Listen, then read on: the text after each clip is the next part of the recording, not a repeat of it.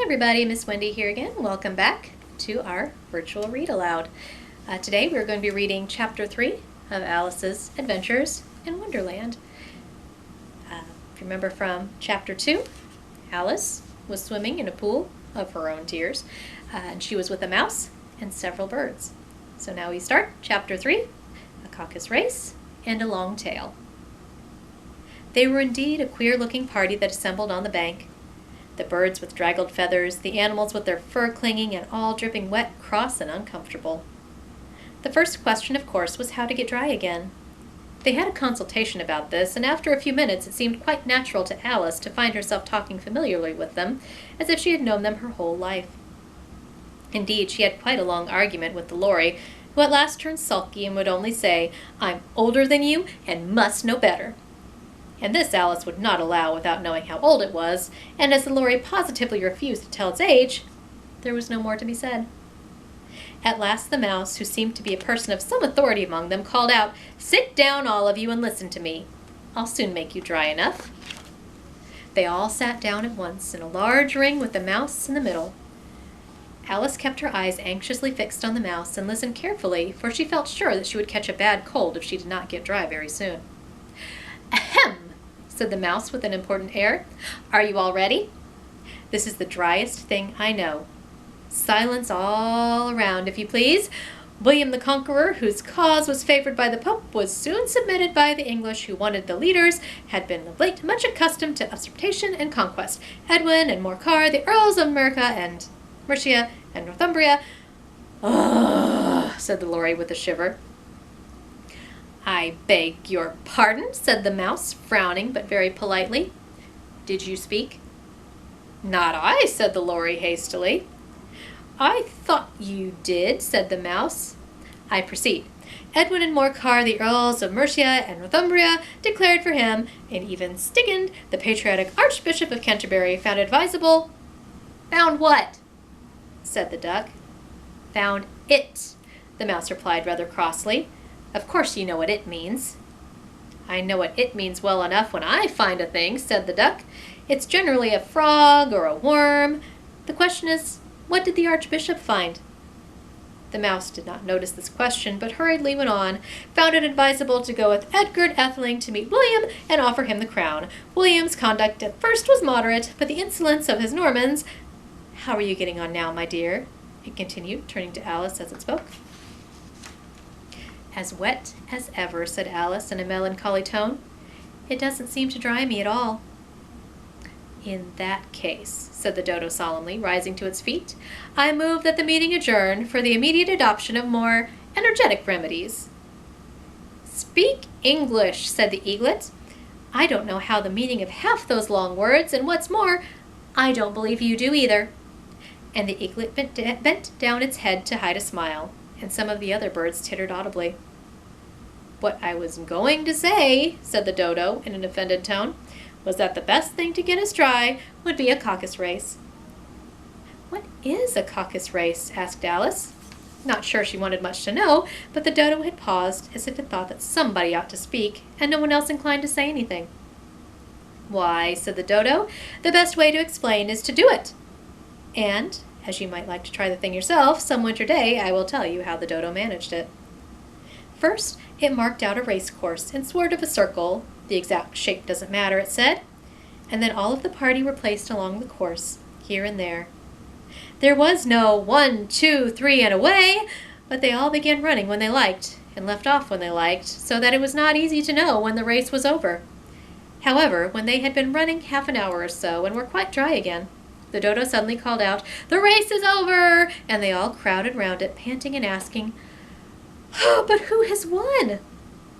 This question the dodo could not answer without a great deal of thought, and it sat for a long time with one finger pressed upon its forehead, in the position which you usually see Shakespeare in the pictures of him, while the rest waited in silence. At last the dodo said, "Everybody has won, and must all have prizes." "But who is to give the prizes?" quite a chorus of voices asked. "Why, she, of course," said the dodo, pointing to Alice with one finger, and the whole party crowded around her at once, calling out in a confused way, "Prizes! Prizes!"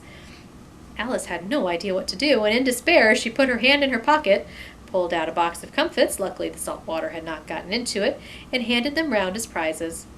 There was exactly one piece all around. "But she must have a prize herself, you know," said the mouse. "Of course," the dodo replied very gravely. "What else have you got in your pocket?" he went on, turning to Alice. "Only a thimble," said Alice sadly. "Hand it over here," said the dodo. Then they all crowded round her once more, while the dodo solemnly presented the thimble, saying, "We beg your acceptance of this elegant thimble." And when it had finished this short speech, they all cheered. Alice thought the whole thing very absurd, but they all looked so grave that she did not dare to laugh.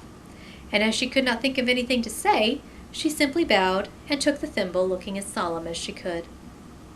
The next thing was to eat the comfits, and this caused some noise and confusion, as the large birds complained that they could not taste theirs, and the small ones choked and had to be patted on the back.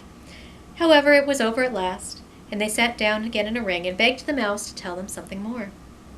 "You promised to tell me your history, you know," said Alice. "Why is it you hate C and D?" she added in a whisper, half afraid that it would be offended again. "Mine is a long and sad tale," said the mouse, turning to Alice and sighing. "It is a long tale, certainly," said Alice, looking down with wonder at the mouse's tail. "But why do you call it sad?" And she kept puzzling about it while the mouse was speaking, so that her idea of the tale was something like this. Fury said to a mouse that he met in the house, "Let us both go to law.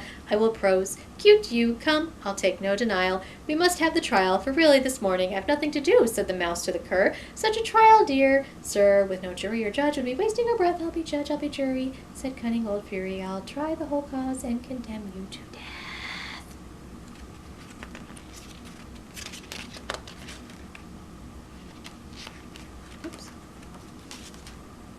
"You are not attending," said the mouse to Alice severely. "What are you thinking of?"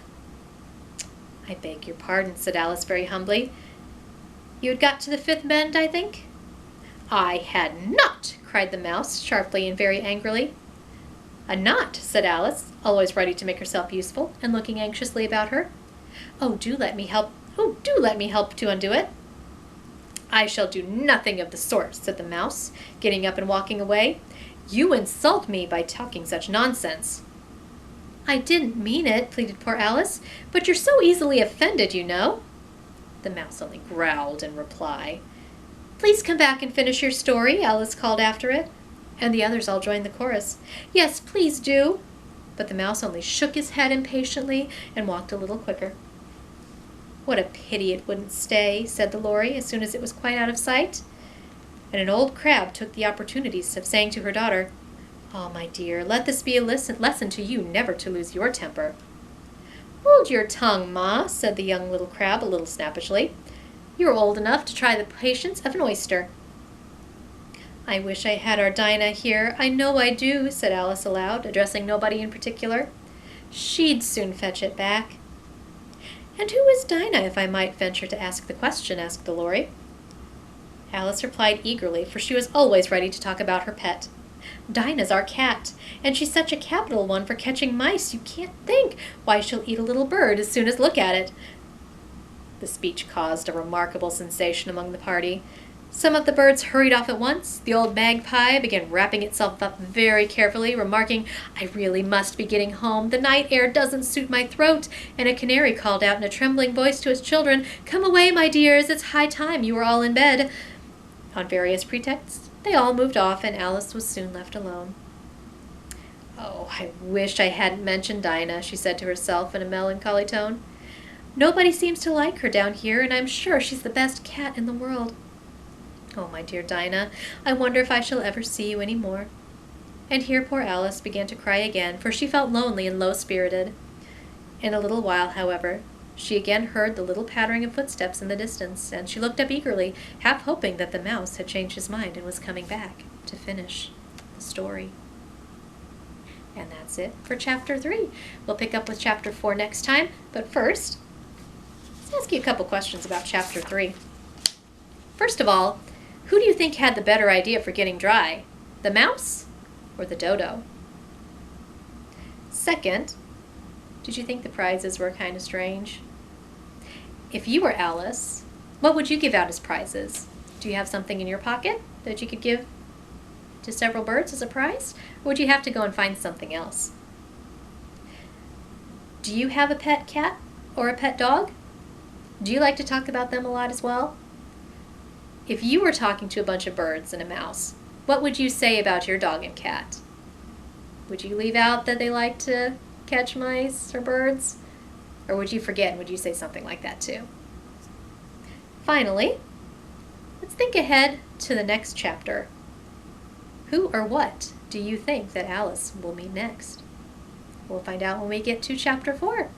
Thank you very much, and I'll see you next time.